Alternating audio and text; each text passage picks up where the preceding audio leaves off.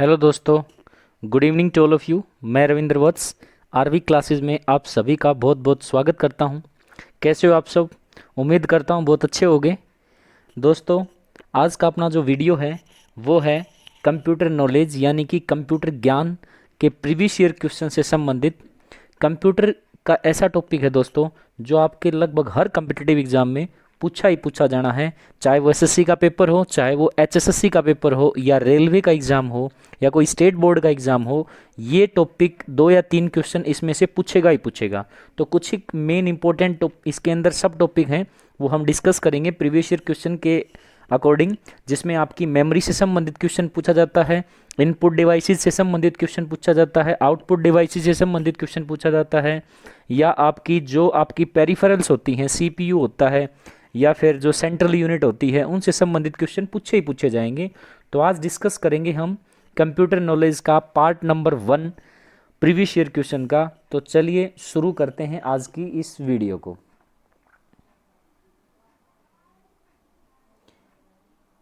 तो दोस्तों, जो लोग चैनल पर पहली बार विजिट कर रहे हैं वो एक बार चैनल को सब्सक्राइब ज़रूर करके बेल आइकन को दबा लें, ताकि जब भी मैं वीडियो अपलोड करूं तो वो उनको सबसे पहले मिल सके।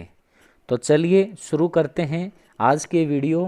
Computer knowledge previous year question के से संबंधित जितने भी प्रीवियस ईयर क्वेश्चन होंगे वो मैं आपसे डिस्कस करूंगा।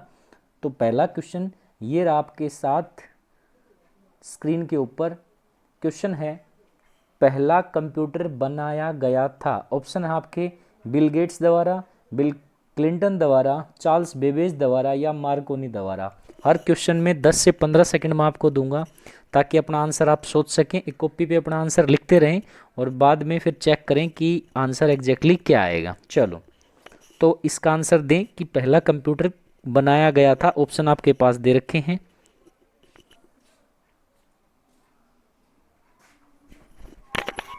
तो चलिए, आई होप आपने सोच लिया होगा इसका आंसर। तो क्वेश्चन है, पहला कंप्यूटर बनाया गया था। ऑप्शन है आपके बिल गेट्स द्वारा, दूसरा ऑप्शन है बिल क्लिंटन द्वारा, तीसरा ऑप्शन है चार्ल्स बेबेज द्वारा, और चौथा ऑप्शन है मार्कोनी द्वारा। तो इसका जो राइट आंसर रहेगा वो रहेगा option number C, that is Charles Babbage द्वारा। चार्ल्स बेबेज द्वारा पहला कंप्यूटर बनाया गया था। देखिए, चार्ल्स बेबेज जो हैं उन्होंने 1837 के अंदर फर्स्ट कंप्यूटिंग डिवाइस जो है वो इन्वेंट कर लिया था। फर्स्ट कंप्यूटिंग डिवाइस यानी कि इसको मूर्त रूप दे दिया था कंप्यूटर को। तो वो किस के द्वारा दिया गया था? वो दिया गया था चार्ल्स बेबेज के द्वारा। क्लियर? और एक चीज़ और ध्यान रखें, चार्ल्स बेबेज को ही कंप्यूटर का पितामह कहा जाता है। क्या कहा जाता है? कंप्यूटर का पितामह। ठीक है ना? या फादर ऑफ कंप्यूटर बोल सकते हो, या कंप्यूटर का जनक बोल सकते हो। आप कंप्यूटर का जनक बोल सकते हो या फादर ऑफ कंप्यूटर बोल सकते हो। कौन है? Charles Babbage. चलो चलते हैं अपने नेक्स्ट क्वेश्चन की तरफ। अगला क्वेश्चन है,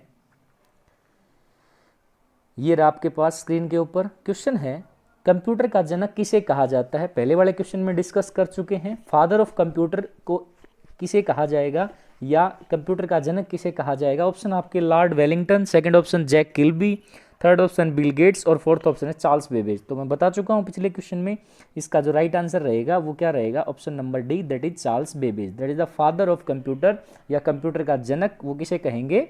चार्ल्स बेबेज को कहेंगे। चलते हैं अपने नेक्स्ट क्वेश्चन की तरफ। अगला क्वेश्चन है,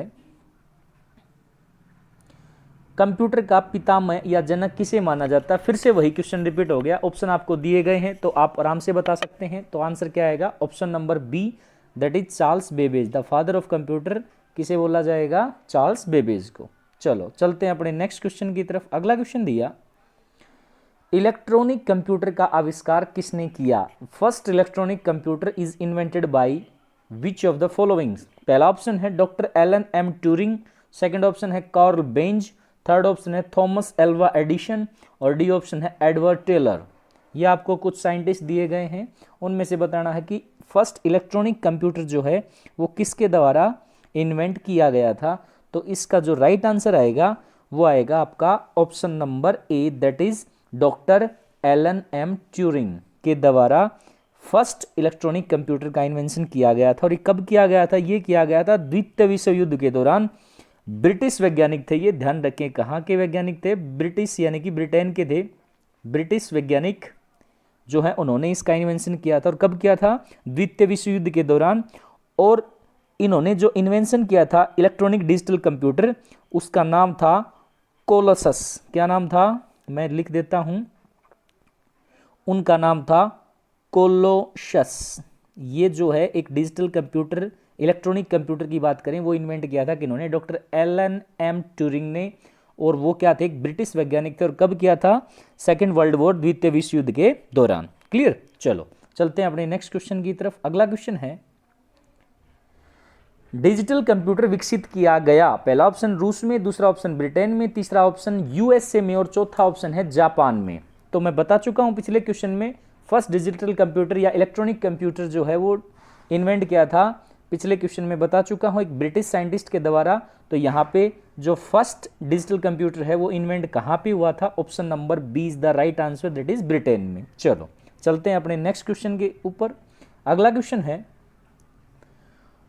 2G स्पेक्ट्रम में अक्सर G किस शब्द के लिए प्रयुक्त हुआ है? 2G आपने पढ़ा होगा, जैसे अब फिलहाल जो मोबाइल फ़ोन है उसमें 4G चल रहा है, 4G है, 2G है, 3G है। ये सारे जो G हैं, उस G का क्या मतलब है ये आपसे पूछ लिया। इस G का जो मतलब है वो आपसे पूछ लिया कि G का क्या मतलब है। पहला ऑप्शन ग्लोबल, दूसरा गवर्नमेंट, तीसरा जनरेशन और फोर्थ है गूगल।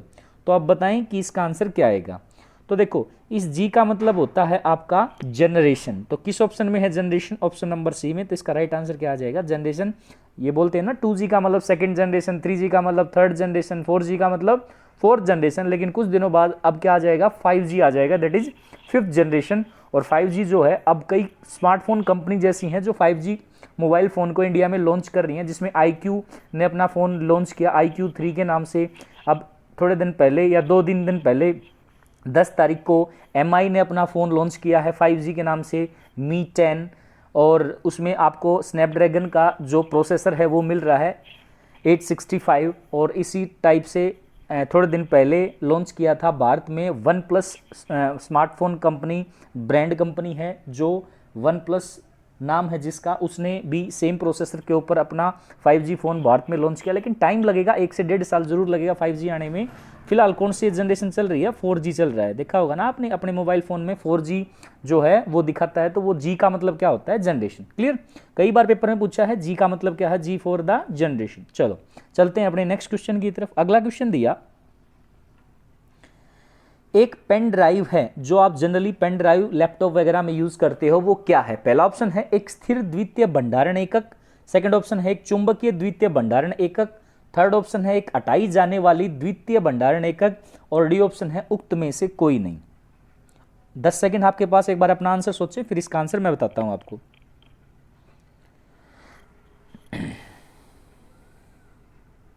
चलो आई होप आपने सोच लिया होगा। देखो पेन ड्राइव जो आप यूज करते हो, देखो इस टाइप से देखा होगा ना आपने, पेन ड्राइव होती है आपके पास जो कनेक्ट करते हैं, किससे कनेक्ट करते हैं? कंप्यूटर से। तो पेन ड्राइव जो होती है इसमें लिखा होता है कि आपके पास इसमें मेमोरी कितनी होगी, आपकी स्मृति, जिसको हिंदी में क्या बोलते हैं? मेमोरी को स्मृति बोलते हैं, या भंडारण बोल सकते हो आप। भंडारण देखो यहाँ पे लिखा ना भंडारण, उसको भी स्मृति या मेमोरी बोल सकते हैं। तो देखा होगा आपने कितने GB की मेमोरी है ये, यानी कि जो पेन ड्राइव है 4 GB, 6 GB, 8 GB, 16 GB, कितने GB की पेन ड्राइव है वो उस टाइप से उसकी मेमोरी को रिप्रेजेंट करता है वो। तो एक पेन ड्राइव है, तो इसका जो राइट आंसर आएगा पहले वो बता दूं मैं, option number C is the right answer, एक हटाई जाने वाली द्वितीय भंडारण इकाई। द्वितीय भंडारण इकाई का मतलब होता है सेकेंडरी मेमोरी। क्या है? एक प्रकार की ये सेकेंडरी मेमोरी है जिसको आप हटा सकते हो और इसमें आप ज़्यादा डाटा को स्टोर करके रख सकते हो। और एक चीज़ और, इसको कहीं भी आसानी से ले जाया जा सकता है डाटा को, एक स्थान से दूसरे स्थान पर। ठीक है, तो ये एक पेन ड्राइव जो है वो एक सेकेंडरी मेमोरी है जिसको आराम से आप एक स्थान से दूसरे स्थान पर ले जा सकते हो। क्लियर? तो यहाँ पे पेन ड्राइव की बात क्लियर होगी। पहला ऑप्शन दे रखा है द्वितीय भंडारण इकाई स्थिर, यानी कि स्टैटिक, जिसको ले जाया नहीं जा सकता आसानी से। या चुंबकीय, सेकंड ऑप्शन है चुंबकीय द्वितीय भंडारण इकाई, यानी कि एक मैग्नेटिक जो है वो सेकेंडरी मेमोरी है। नहीं, तो इसका एग्जैक्ट जो राइट आंसर आएगा इन ऑप्शन के अकॉर्डिंग वो आएगा ऑप्शन नंबर सी, एक हटाई जाने वाली द्वितीय भंडारण एकक या हटाई जाने वाली सेकेंडरी मेमोरी आप इसको बोल सकते हो। ठीक है, चलो चलते हैं अगले क्वेश्चन की तरफ। नेक्स्ट क्वेश्चन है, ये रहा आपके पास स्क्रीन के ऊपर, सोचें एक बारी और बताएं इसका आंसर क्या आएगा।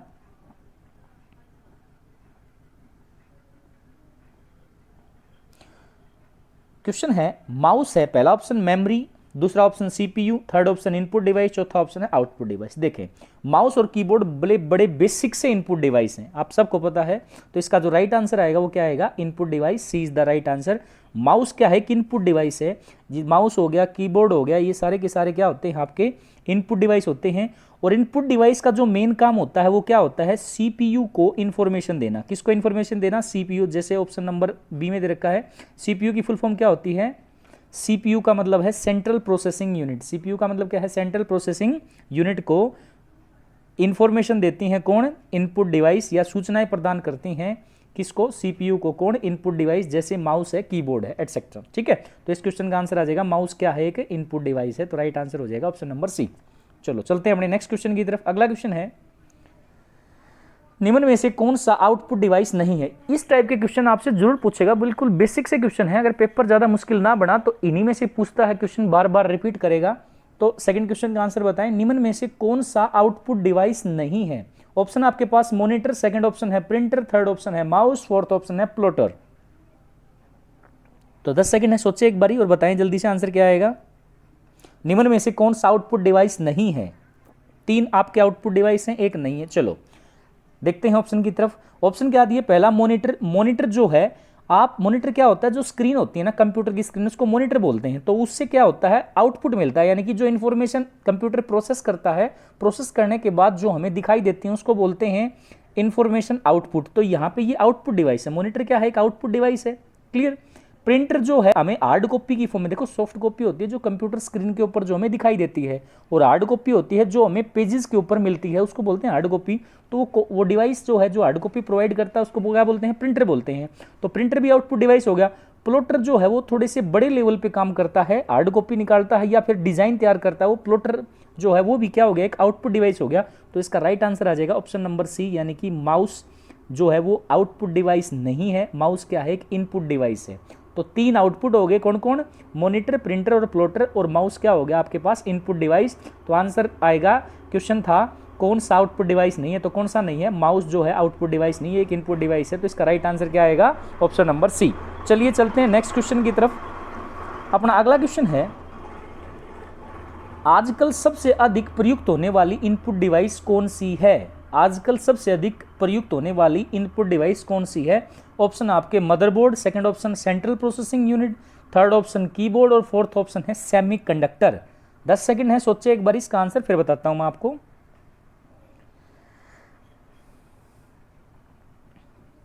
चलो आई होप आपने सोच लिया होगा। देखिए मैंने बताया था सबसे बेसिक जो इनपुट डिवाइस है, सबसे बेसिक वो आपकी कीबोर्ड और माउस होती हैं। कौन होती हैं, कीबोर्ड और माउस। तो ऑप्शन में क्या कीबोर्ड और माउस दिया है, बिल्कुल दिया है, ऑप्शन नंबर सी। तो इसका राइट आंसर हो जाएगा option number C, that is keyboard.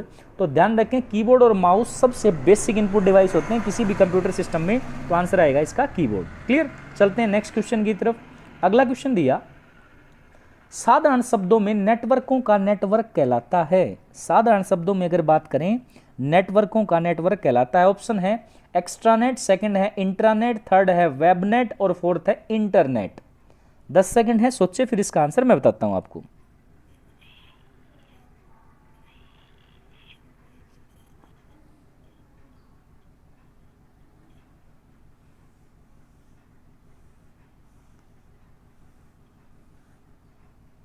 चलो आई होप आपने सोच लिया होगा। देखें ये जो डेफिनेशन दे दी इसने डायरेक्टली कि भाई नेटवर्कों का नेटवर्क जो है वो किसे कहेंगे, वो कहेंगे option number D, that is internet को। किसे कहेंगे, इंटरनेट को कहेंगे। नेटवर्कों का नेटवर्क, बहुत सारे कंप्यूटर सिस्टम जो हैं एक दूसरे से कनेक्टेड होते हैं तो उसको क्या बोलेंगे, इंटरनेट बोलेंगे। और इसलिए बोला जाता है नेटवर्कों का नेटवर्क क्या बोला जाएगा, इंटरनेट बोला जाएगा। वर्ल्ड में बहुत ज़्यादा इंफॉर्मेशन जो है शेयर हो रही है आपस में, तो वो किसके द्वारा, इंटरनेट के द्वारा, इसलिए इसको बोलते हैं नेटवर्कों का नेटवर्क। और ये नेटवर्कों का नेटवर्क जो है स्टेब्लिश होता है आपकी प्रोटोकॉल के ऊपर, जिसको बोलते हैं आईपी एड्रेस या आईपी बोलते हैं। आईपी की फुल फॉर्म होती है इंटरनेट प्रोटोकॉल, इंटरनेट प्रोटोकॉल बोलते हैं। उसका यूज करके ये जो है हमारा पूरा सिस्टम जो है चलता है, जिसमें हम नेटवर्कों का नेटवर्क बोलते हैं, वो क्या होता है, इंटरनेट होता है। हर कंप्यूटर सिस्टम का एक आईपी एड्रेस होता है और उसी के अकॉर्डिंग सारे सिस्टम वर्ल्ड के अंदर जुड़े होते हैं, इंफॉर्मेशन शेयर करते हैं, तो उसको बोलते हैं दैट इज इंटरनेट। क्लियर। यहाँ पे आपके पास एक चीज़ और ध्यान रखनी है कि इंटरनेट के द्वारा ही हम एक स्थान से दूसरे स्थान पर सारी इन्फॉर्मेशन को ईजिली पहुँचा सकते हैं।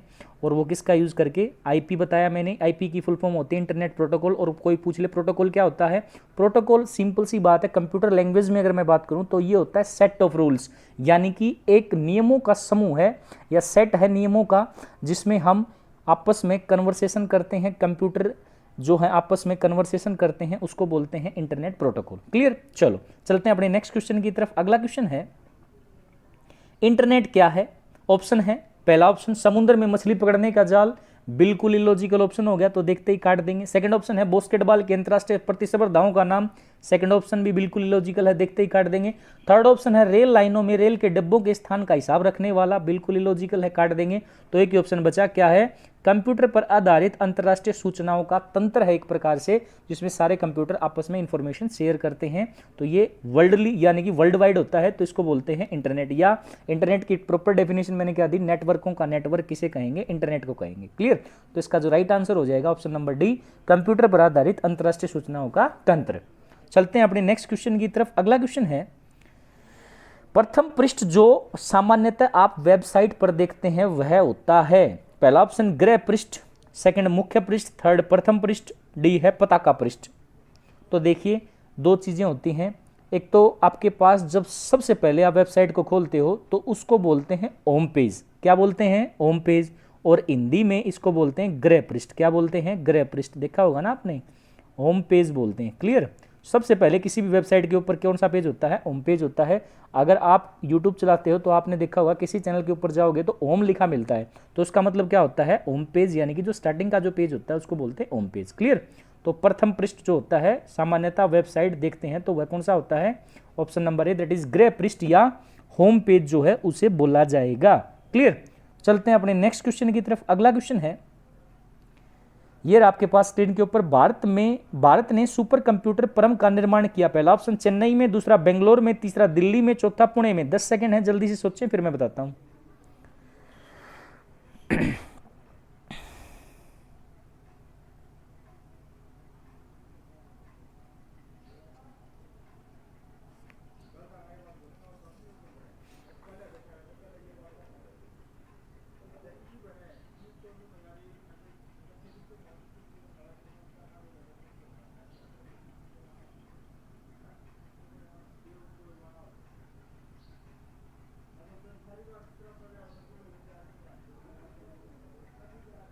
चलो आई होप आपने सोच लिया होगा।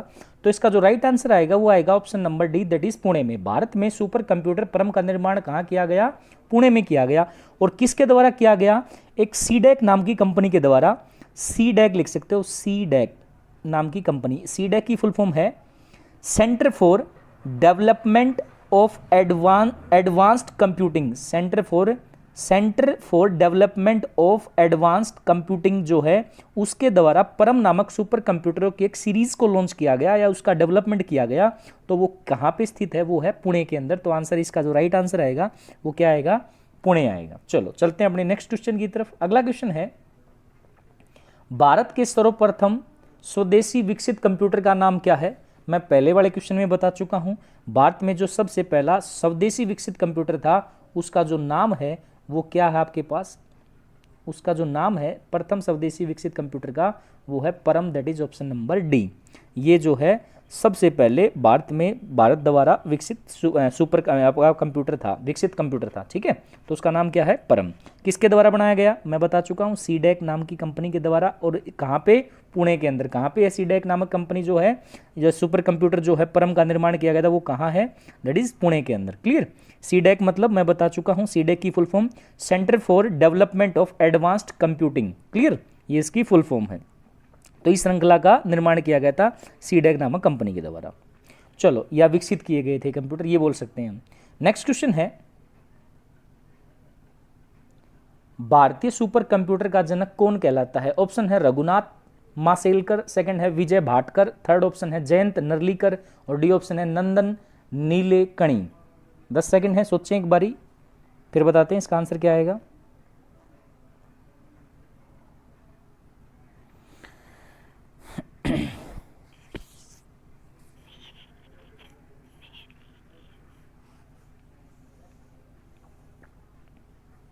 चलो आई होप आपने सोच लिया होगा। देखिए क्वेश्चन है भारतीय सुपर कंप्यूटर का जनक कौन कहलाता है, तो इसका जो राइट आंसर आएगा वो आएगा option number B, that is Vijay Bhatkar.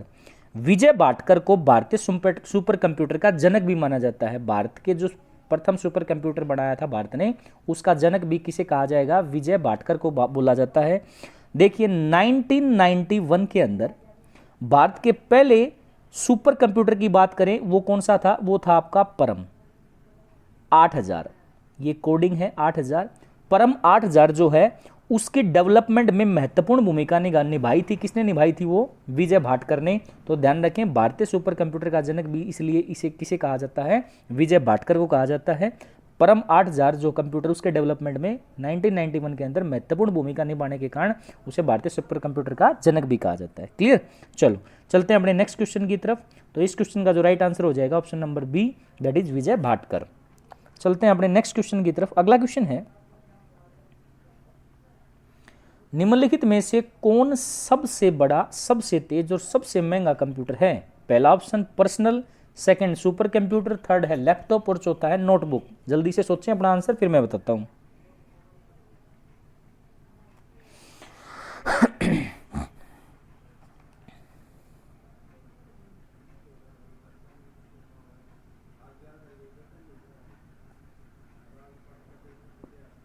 चलो आई होप आपने सोच लिया होगा। देखिए सबसे बड़ा, सबसे तेज और सबसे महंगा कंप्यूटर ये दिए गए ऑप्शन में से वो है option number B, that is super computer. Super computer की जो भंडारण क्षमता होती है, या जिसको आप बोल सकते हो मेमोरी कैपेसिटी जो होती है, वो सबसे ज़्यादा होती है पर्सनल कंप्यूटर से, लैपटॉप से या नोटबुक से। या फिर ये जो है सबसे बड़े कंप्यूटर होते हैं और सबसे फास्टली काम करते हैं या सबसे तेज गति से काम करते हैं, तो उन्हें बोला जाता है सुपर कंप्यूटर। तो आंसर जो राइट आंसर आएगा इस क्वेश्चन का वो आएगा option number B, that is super computer. चलो चलते हैं अपने नेक्स्ट क्वेश्चन की तरफ। अगला क्वेश्चन है, इनमें से कौन सा उद्योग चुंबकीय स्याही गुण पहचान, जिसको बोलते हैं MICR का प्राथमिक प्रयोग करता है। ऑप्शन आपके bank, second option footwear designing, third option है किताब छपाई और डी ऑप्शन है इनमें से कोई नहीं। 10 सेकंड है, सोचें एक बारी, फिर मैं बताता हूं answer.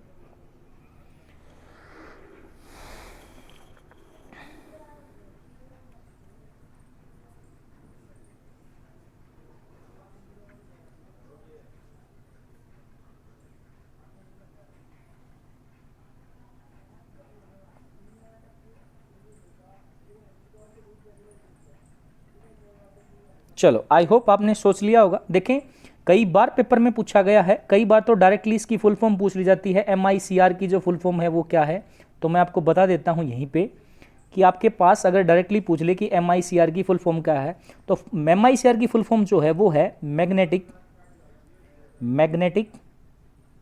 Ink character recognition. Recognition जो है वो इसकी फुल फॉर्म है। Magnetic ink character recognition, MICR जो है इसकी फुल फॉर्म है, मैग्नेटिक इंक कैरेक्टर रिकॉग्निशन। और MICR जो है वो इसको या क्या बोल रहे हैं, चुंबकीय स्याही गुण पहचान बोल सकते हैं हिंदी में। देखो दे रखा है ना, ये यहाँ पे क्या दे रखा है, चुंबकीय स्याही गुण पहचान या magnetic ink character recognition. MICR का प्राथमिक प्रयोगकर्ता जो है वो है option number A, that is bank. बैंकों में सबसे ज़्यादा इसका यूज किया जाता है और इस तकनीक का प्रयोग बैंकिंग उद्योग में किस लिए किया जाता है, वो किया जाता है चेकों की, जो आपके चेक होते हैं ना उनकी कंप्यूटर के माध्यम से प्रोसेसिंग है, तो इसका यूज किया जाता है। कि जो बारकोड आपने देखा होगा तो मैग्नेटिक इंक कैरेक्टर रिकॉग्निशन जो है वहाँ पे इसका यूज़ किया जाएगा। और सबसे ज़्यादा जो है प्राथमिक स्तर पर जो यूज़ करेंगे वो कौन करेंगे, बैंक करेंगे, जितने भी आपके बैंक्स हैं। ठीक है, तो बैंकिंग उद्योग द्वारा इसका यूज़ किया जाता है। तो इसका राइट आंसर हो जाएगा ऑप्शन नंबर ए। चलते हैं अपने नेक्स्ट क्वेश्चन की तरफ। अगला क्वेश्चन है, किस प्रकार के कंप्यूटरों का सर्वाधिक प्रयोग किया जाता है। ऑप्शन है सुपर कंप्यूटर, दूसरा है मिनी कंप्यूटर, तीसरा है मेन फ्रेम कंप्यूटर और चौथा है माइक्रो कंप्यूटर। 10 सेकेंड है, सोचें, फिर इसका आंसर मैं बताता हूं आपको।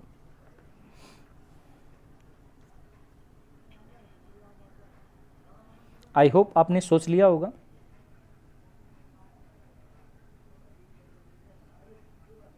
तो देखिए क्वेश्चन क्या दे रखा है, किस प्रकार के कंप्यूटर का प्रयोग सर्वाधिक किया जाता है? ऑप्शन है सुपर कंप्यूटर, सेकंड है मिनी कंप्यूटर और थर्ड है मेन फ्रेम और फोर्थ है माइक्रो कंप्यूटर। तो यहाँ पे देखें आपके पास सबसे ज़्यादा जो यूज होता है कंप्यूटर वो आपका option number D, that is micro computer. Micro computer का यूज जो है सबसे ज़्यादा यूज करते हैं। इसके अंडर में आपके पास कौन कौन से आते हैं?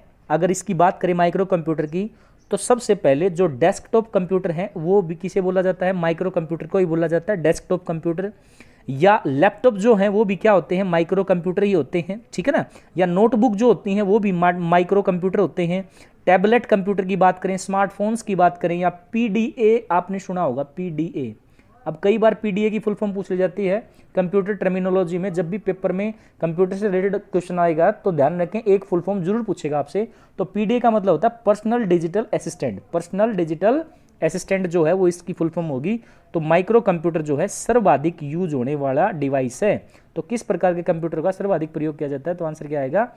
Micro computer. सुपर कंप्यूटर जो है वो आपके स्पेसिफिक पर्पज के लिए यूज होते हैं, मिनी कंप्यूटर भी और मेन फ्रेम भी। तो यहाँ पे आपके पास माइक्रो कंप्यूटर जो है वो इसका राइट आंसर होगा। क्लियर। और माइक्रो कंप्यूटर के अंतर्गत आने वाले जितने भी थे मैंने आपको बता दिए, जिसमें आपका डेस्कटॉप कंप्यूटर जो आप घरों में यूज करते हो या लैपटॉप बोल सकते हो वो भी मोस्टली यूज होते हैं। नोटबुक की बात करें, टैबलेट कंप्यूटर की बात करें या स्मार्टफोन्स की बात करें, और मैंने क्या बताया पीडीएज की बात करें, पर्सनल डिजिटल असिस्टेंट की बात करें। ठीक है, चलो चलते हैं अपने नेक्स्ट क्वेश्चन की तरफ। अगला क्वेश्चन है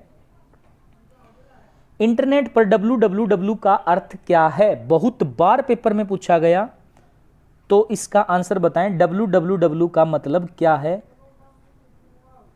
तो यहां पे आंसर क्या आएगा? 10 सेकंड है, सोचें एक बारी। तो पहला ऑप्शन है words words words, second option है wide world words, third option है वर्ल्ड वाइड वेब, और चौथा ऑप्शन है व्हेन वेयर वाई। सोचें 10 सेकंड के लिए, फिर मैं बताता हूं।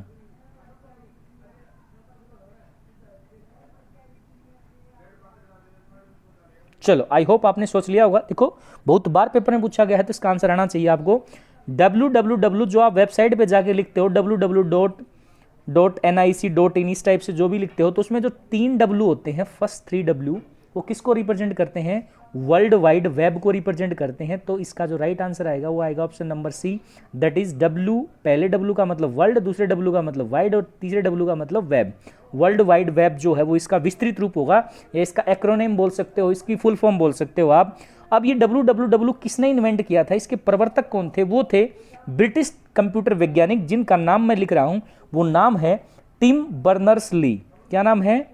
Tim Berners Lee. Tim Berners Lee. Tim Berners Lee जो है उनका नाम है, जिन्होंने वर्ल्ड वाइड वेब को इन्वेंट किया था, www को। टिम बर्नर्स ली जो है उन्होंने इसको इन्वेंट किया था। यही पूछ सकता है www को किसने इन्वेंट किया था? तो ये ब्रिटिश साइंटिस्ट, ब्रिटिश कंप्यूटर विज्ञानी हुए हैं, जिनका नाम है टिम बर्नर्स ली। क्लियर। चलो चलते हैं अपने नेक्स्ट क्वेश्चन की तरफ। अगला क्वेश्चन है, फिर से वही क्वेश्चन, www का पूर्ण रूप क्या है? www का पूर्ण रूप क्या है? आराम से बता सकते हो, अब तो आपको पता लग गया। वर्ल्ड वाइड वेब जो है इसका राइट आंसर होगा। किस ऑप्शन में है? ऑप्शन नंबर सी के अंदर। तो इसका राइट आंसर है वर्ल्ड वाइड वेब। चलो चलते हैं अपने नेक्स्ट क्वेश्चन की तरफ। अगला क्वेश्चन है, निम्नलिखित में से कौन वर्ल्ड वाइड वेब www का आविष्कारक माना जाता है? देखो मैंने बोला था ये पूछ सकता है। ऑप्शन आपके पास एडवर्ड कैस्नर, सेकंड ऑप्शन है बिल गेट्स, थर्ड ऑप्शन है Tim Berners Lee, D option है विनोद धाम। तो इसका राइट आंसर मैं बता चुका हूं, तो आप डायरेक्ट आंसर लगा सकते हो। कौन सा? Option number C. www की फुल फॉर्म बताई, वर्ल्ड वाइड वेब, और इसको किसने इन्वेंट किया था? ब्रिटिश कंप्यूटर विज्ञानी जिसका नाम था टिम बर्नर्स ली। तो option C is the right answer. तो इसका राइट आंसर क्या हो जाएगा? ऑप्शन नंबर सी हो जाएगा। क्लियर। चलते हैं अपने नेक्स्ट क्वेश्चन की तरफ।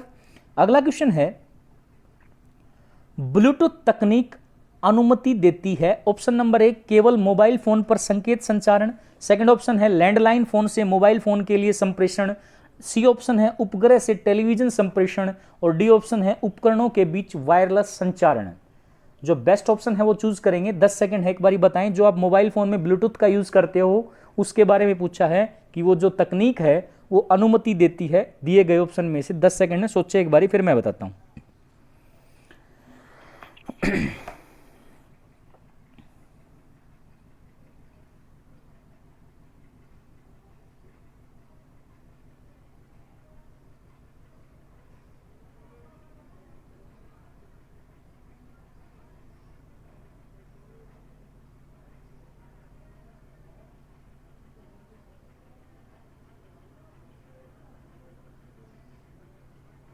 चलो, आई होप आपने सोच लिया होगा। देखिए इसका जो राइट आंसर आएगा, क्वेश्चन क्या है, ब्लूटूथ जो होती है वो तकनीक अनुमति देती है, तो इसका जो राइट आंसर है ऑप्शन नंबर डी, उपकरणों के बीच वायरलेस संचारण। उपकरणों के बीच वायरलेस संचारण, और इसमें भी कौन से उपकरण यूज होंगे वो आपको ध्यान रखना है।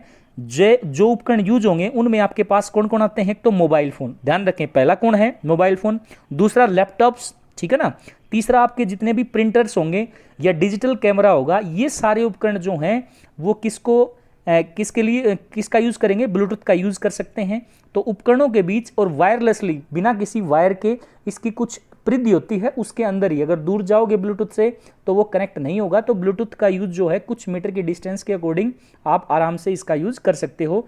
तो उपकरणों के बीच वायरलेस संचारण के लिए इसका यूज किया जाता है ब्लूटूथ का। एक चीज और, ब्लूटूथ के बारे में दो चीजें और इंफॉर्मेशन मैं दे देता हूं आपको, वो दोनों ध्यान रखेंगे। ब्लूटूथ का जो डेवलपमेंट है वो सबसे पहले कब हुआ था, 1994 के अंदर। कब हुआ था ये बात भी ध्यान रखेंगे, 1994 के अंदर इसका डेवलपमेंट हुआ था। और किसने किया था इसका डेवलपमेंट, वो किया था हार्टसन नामक वैज्ञानिक ने। लिख सकते हैं आप, हार्टसन जो है वो एक वैज्ञानिक हुए हैं, उन्होंने इसका डेवलपमेंट किया था, हार्टसन, क्लियर। और कब किया था, 1994 के अंदर। तो ब्लूटूथ सिंपल सी बात है, वायरलेस संचार का एक प्रोटोकॉल है जिसमें आप सूचनाओं का आदान प्रदान कर सकते हो। किसमें, कंप्यूटर्स में, लैपटॉप्स में, मोबाइल फोन्स के अंदर, डिजिटल कैमरा जैसे उपकरणों के अंदर, क्लियर। आई होप आपको ये चीज समझ में आ गई होगी। चलते हैं अपने नेक्स्ट क्वेश्चन की तरफ। अगला क्वेश्चन है,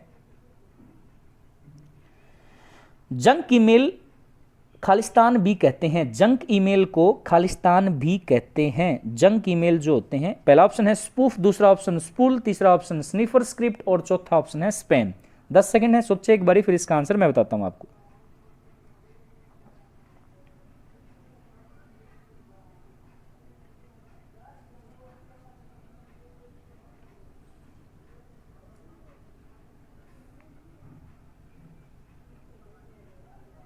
चलो, आई होप आपने सोच लिया होगा। देखो, जंक ईमेल जो होते हैं, आपके पास जितनी भी जीमेल के ऊपर मेल आती है उनमें जंक ईमेल किसे कहेंगे, स्पैम। स्पैम नाम से एक ऑप्शन सुना होगा आपने। तो स्पैम जो है उसको क्या बोला जाता है, जंक ईमेल जो है वो बोला जाता है। इसको डिटेल्ड में जब कंप्यूटर का मैं आपको डिटेल्ड में पढ़ाऊंगा तब इसके बारे में सारी जानकारी दूंगा। फिलहाल के लिए ध्यान रखें कि जंक ईमेल किसे कहा जाएगा, इसे खालिस्तान, इसका दूसरा नाम है जंक ईमेल का, वो क्या है, स्पैम, क्लियर। चलते हैं अपने नेक्स्ट क्वेश्चन की तरफ। अगला क्वेश्चन है, स्पैम किस विषय से संबंधित शब्द है। पहला ऑप्शन कंप्यूटर, दूसरा कला, तीसरा संगीत और चौथा है खेल। तो बता चुका हूं, जंक ईमेल को क्या कहा जाता है, स्पैम कहा जाता है। जंक ईमेल को क्या कहा जाता है, स्पैम।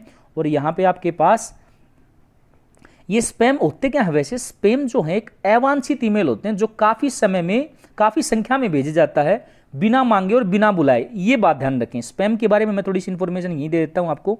ये जो स्पैम होते हैं वो क्या होते हैं, मतलब बिना बुलाए और बिना मांगे ये ऐसे मेल होते हैं जो आपको भेज दिए जाते हैं, ठीक है ना। या फिर जिस तरह आपने कई बार देखा होगा, विज्ञापन आते हैं, आपको वो चीज़ चाहिए नहीं, जैसे आप मान लीजिए एजुकेशन से जुड़े हुए हैं या आप पढ़ाई से जुड़े हुए हैं, एसएससी की तैयारी कर रहे हैं या बैंकिंग की तैयारी कर रहे हैं, तो कुछ ऐसी वेबसाइट है जो आपको देख लेते हैं कि हाँ ये चीज़, ये बंदा ये सर्च कर रहा है, तो आपके मेल आईडी के ऊपर वो चीज़ें भेज दी जाती हैं। तो उन्हीं को जो है वो क्या कहा जाता है, स्पैम कहा जाता है। बस इतनी बात ध्यान रख लीजिए। तो जब से ईमेल बना है ना, तो ये जो स्पैम है वो मेन समस्या हो रखी है। तो यहाँ पे आपके पास स्पैम क्या है, जंक ईमेल कहा जाता है। स्पैम कोर किससे संबंधित होती है, कंप्यूटर से संबंधित है। तो इसका राइट आंसर आ जाएगा option number A, that is computer, clear. चलो चलते हैं अपने नेक्स्ट क्वेश्चन की तरफ। अगला क्वेश्चन है, ये रहा आपके पास स्क्रीन के ऊपर, साइबर लॉ की शब्दावली में डोस का अर्थ क्या है। डोस मोस्ट इंपॉर्टेंट टॉपिक है और डोस की फुल फॉर्म पूछता ही पूछता है, तो ध्यान रखें। यहां पे भी आपसे फुल फॉर्म पूछी है। पहला ऑप्शन है डिनाइल ऑफ सर्विस, दूसरा ऑप्शन है disk operating system, C option है डिस्टेंट ऑपरेटर सर्विस और डी ऑप्शन है उपरोक्त में से कोई नहीं। 10 सेकंड है, सोचे एक बारी, फिर इसका आंसर मैं बताता हूं आपको।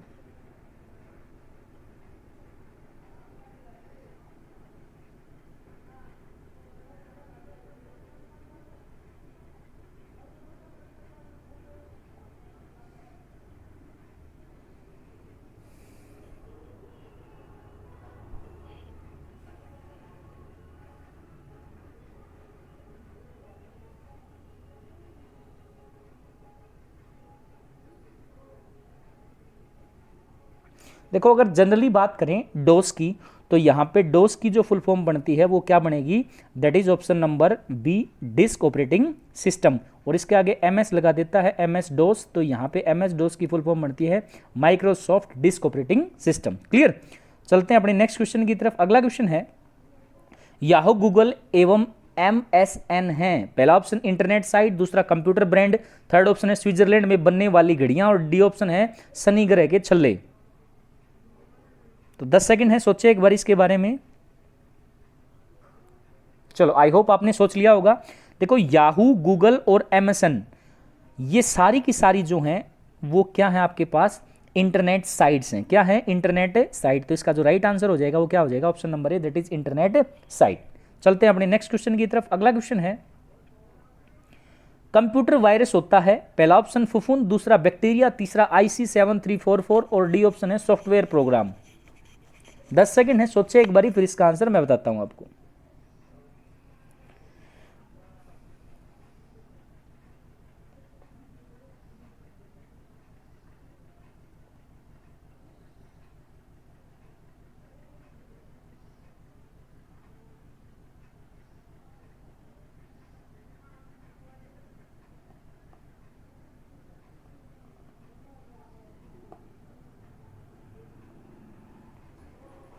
चलो आई होप आपने सोच लिया होगा। कंप्यूटर वायरस के बारे में आप पढ़ चुके हो कि आपकी फाइल्स को ये करप्ट कर देता है। तो ये कंप्यूटर वायरस होता क्या है, कंप्यूटर वायरस जो है एक प्रकार का सॉफ्टवेयर प्रोग्राम है। क्या है, एक प्रकार का सॉफ्टवेयर प्रोग्राम। तो इसका जो राइट आंसर आएगा ऑप्शन नंबर डी आएगा। अब मैं कंप्यूटर वायरस के बारे में थोड़ी सी इंफॉर्मेशन आपको दे दूं कि कंप्यूटर वायरस, ये तो बात पता लगी कि सॉफ्टवेयर प्रोग्राम है। ये करता क्या है, ये एक प्रकार का अवांछित सॉफ्टवेयर है, यानी कि ऐसा सॉफ्टवेयर जो आपको नहीं चाहिए। और ये सॉफ्टवेयर जब भी आपके कंप्यूटर में आ गया तो वो अपनी प्रतिलिपियां बना देता है। प्रतिलिपि मतलब अपनी कॉपी बना के आपकी फाइल को करप्ट कर देगा, ठीक है ना। अपनी प्रतिलिपि तैयार करता रहता है, जिसके कारण ये जो है हार्म करता है आपकी फाइल्स को, आपकी इंफॉर्मेशन को, जो कंप्यूटर में मेन आपकी फाइल पड़ी रहती है, और उसको करप्ट कर देता है। तो इसलिए कंप्यूटर वायरस और कुछ नहीं है, ये क्या है, एक प्रकार से सॉफ्टवेयर प्रोग्राम ही है। क्लियर, तो ध्यान रखें इस चीज को। चलते हैं अपने नेक्स्ट क्वेश्चन की तरफ। अगला क्वेश्चन है, विंडोज ऑपरेटिंग सिस्टम विकसित किया गया। पहला ऑप्शन माइक्रोसॉफ्ट द्वारा, दूसरा IBM द्वारा, तीसरा AT&T द्वारा, चौथा ऑप्शन है HP द्वारा। विंडोज ऑपरेटिंग सिस्टम विकसित किया गया। पहला ऑप्शन माइक्रोसॉफ्ट द्वारा, दूसरा IBM द्वारा, तीसरा AT&D द्वारा, और डी ऑप्शन है HP द्वारा। ये सारी कंपनीज के नेम है। तो किसके द्वारा किया गया था, 10 सेकंड में सोचिए, फिर इसका आंसर मैं बताता हूं आपको।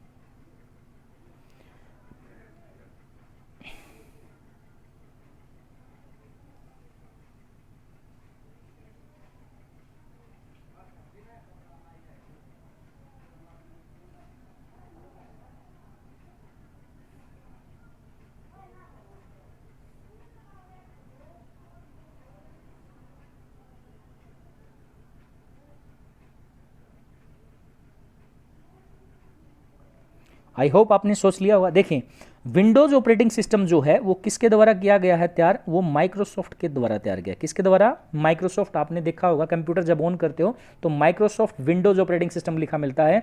तो वो किस कंपनी द्वारा तैयार किया गया था, माइक्रोसॉफ्ट। और इसके CEO जो हैं वो बिल गेट्स का नाम आपने सुना होगा। वो किस कंपनी से रिलेटेड है, माइक्रोसॉफ्ट से रिलेटेड है। क्लियर। चलो आई होप आपको आज की वीडियो समझ में आई होगी। और अगर फिर भी कोई डाउट है तो कमेंट बॉक्स में ज़रूर लिखें, हम और इसको इंप्रूव करने की कोशिश करेंगे। और ऐसे ही वीडियो देखने के लिए चैनल को सब्सक्राइब करें, आरवी क्लासेस बाय रविंद्र वत्स को। और अगर वीडियो अच्छा लगा हो तो लाइक करें और दोस्तों के साथ शेयर जरूर करें, ताकि वो भी इसका बेनिफिट उठा सकें। मैं कंप्यूटर सीरीज, कंप्यूटर नॉलेज से संबंधित वेरियस टाइप के आपके पार्ट्स लेकर आता रहूँगा। तो ये था आज अपना पहला पार्ट नंबर 1, जिसमें हमने कुछ इंपॉर्टेंट क्वेश्चन डिस्कस किए। आगे भी एक सीरीज बनाऊंगा मैं कंप्यूटर्स की, तो उसमें आपके प्रीवियस ईयर क्वेश्चन होंगे सिर्फ, और उसको डिटेल्ड से मैं आपको एक्सप्लेन भी करूंगा और उसके आंसर भी बताऊंगा, ताकि आपकी प्रैक्टिस हो जाए। जितने मैं क्वेश्चन कराऊं केवल वही कर लेना, वही आपके लिए बेनिफिशियल है। किसी भी पेपर में बैठो, चाहे आप SSC की बात करें, रेलवे की बात करें, या बैंकिंग एग्जाम में भी कंप्यूटर पूछा जाता है, या आपका जो HSSC का एग्जाम होता है, स्टेट गवर्नमेंट का कोई एग्जाम है, तो उसमें आपके लिए बहुत ज़्यादा हेल्पफुल रहेगा। चलो मिलते हैं फिर एक नई वीडियो के साथ, जिसमें मैं आपको हो सकता है रीजनिंग का कोई टॉपिक कराऊं, या फिर GS से संबंधित कोई टॉपिक कराऊं। और मैथ्स की सीरीज भी बहुत जल्द स्टार्ट करेंगे, जिसमें हम अर्थमेटिक, एडवांस और टेक्निकल मैथ के जो टॉपिक्स हैं वो स्टार्ट करने वाले हैं। तो आज के लिए इतना ही, मिलते हैं एक नई वीडियो के साथ। तब तक अपना और अपने परिवार का ध्यान रखें। Thank you so much for watching this video. Thank you.